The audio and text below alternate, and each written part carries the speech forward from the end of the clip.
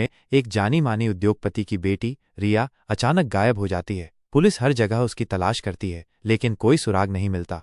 हार कर रिया के पिता एक निजी जासूस विक्रम को बुलाते हैं। विक्रम एक अनुभवी और तेज दिमाग वाला जासूस है जो मुश्किल से मुश्किल मामलों को सुलझाने के लिए जाना जाता है। विक्रम मामले की जांच शुरू करता है। वो रिया के दोस्तों, परिवार और सहकर्मियों से पूछताछ करता है। उसे पता चलता है कि रिया एक शांत स्वभाव की लड़की थी और उसकी किसी से कोई दुश्मनी नहीं थी। लेकिन उसे एक अजीब बात पता चलती है। रिया कुछ दिनों से किसी अनजान व्यक्ति से फोन पर बात कर रही थी। विक्रम उस नंबर का पता लगाने की कोशिश करता है, लेकिन वो नंबर रजिस्टर्ड नहीं होता। एक दिन विक्रम को रिया के कमरे में एक गुप्त डायरी मिलती है। डायरी में रिया ने लिखा होता है कि उसे किसी से डर लग रहा है और उसे लगता है कि कोई उसका पीछा कर रहा है। विक्रम को लगता है कि रिया की गुमशुदगी के पीछे कोई गहरा राज है।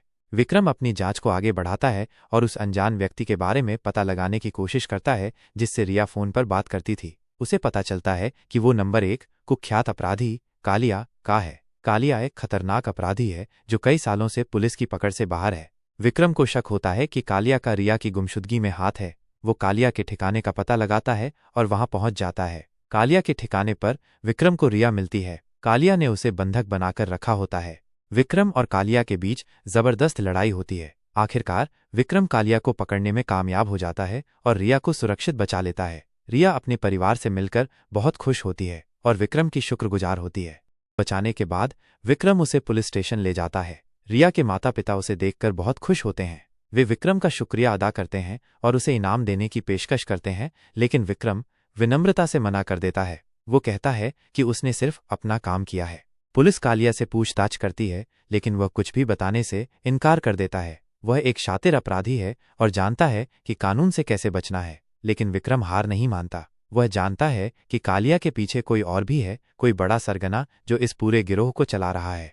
विक्रम अपनी जांच जारी रखता है। वो कालिया के साथियों और उनके पिछले अपराधों के बारे में जानकारी जुटाता है। उसे पता चलता है कि कालिया एक अंतर्राष्ट्रीय अपराध सिंडिकेट का हिस्सा है जो ड्रग्स, हथियारों और मानव तस्करी में शामिल है। विक्रम को यह भी पता चलता है कि इस सिंडिकेट का सरगना एक रहस्यमयी व्यक्ति है जिसे शैतान के नाम से जाना जाता है। किसी ने उसे नहीं देखा है, लेकिन उसके बारे में अफवाहें बहुत डरावनी हैं। कहा जाता है कि वह बहुत ही चालाक और बेरहम है और उसके पास अपार शक्ति है।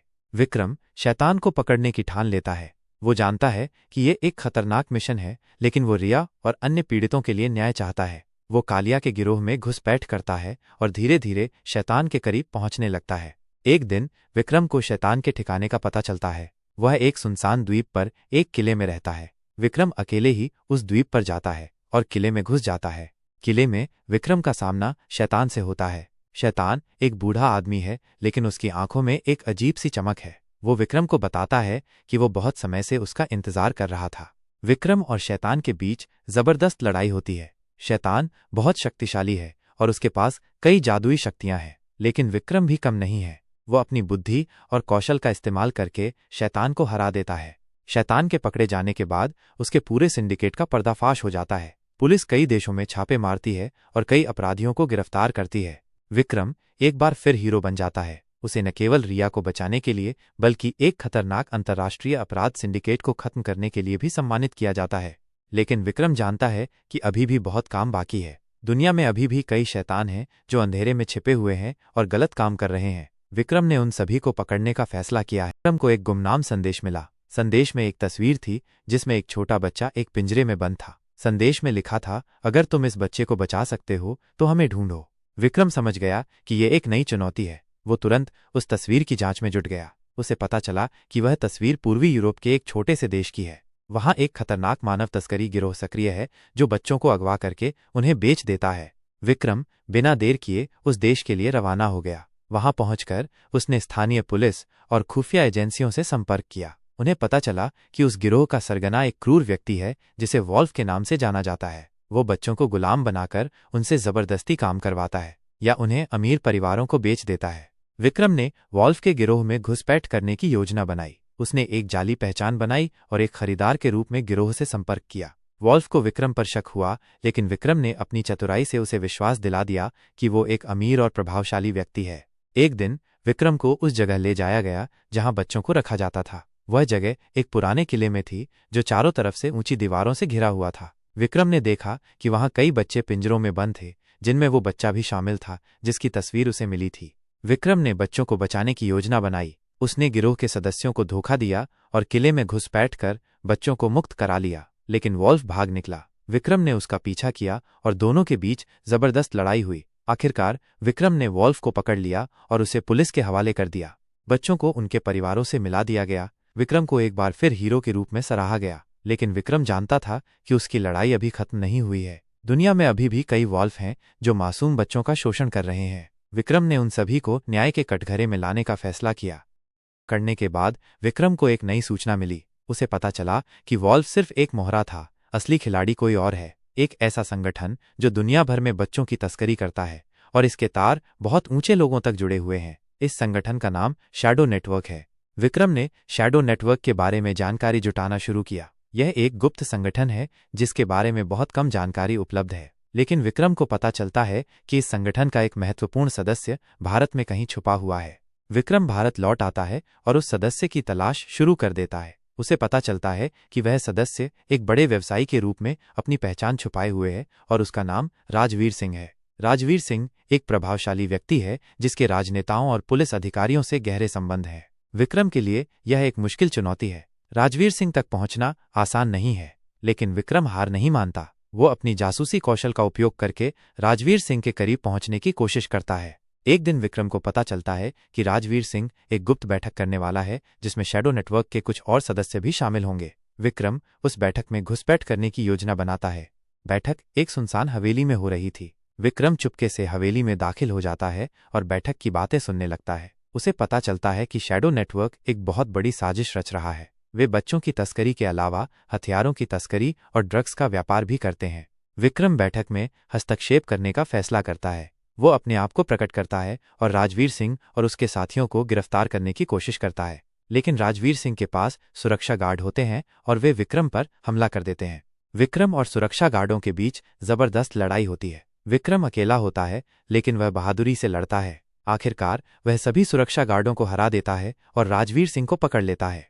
लेकिन तभी कुछ और लोग हवेली में दाखिल होते हैं। वे शैडो नेटवर्क के और सदस्य होते हैं। विक्रम चारों तरफ से घिर जाता है। उसे लगता है कि अब बचना मुश्किल है, लेकिन तभी पुलिस हवेली में पहुंच जाती है। विक्रम ने पहले ही पुलिस को सूचना दे दी थी। पुलिस शैडो नेटवर्क के सभी सदस्यों को गिरफ्तार कर लेती है। राजवीर सिंह और उसके साथियों के पकड़े जाने के बाद शैडो नेटवर्क का भारत में नेटवर्क ध्वस्त हो जाता है। विक्रम एक बार फिर हीरो बन जाता है, लेकिन विक्रम जानता है कि शैडो नेटवर्क अभी भी खत्म नहीं हुआ है। उसके तार दुनिया भर में फैले हुए हैं। विक्रम ने इस संगठन को पूरी तरह से नष्ट करने का फैसला किया है।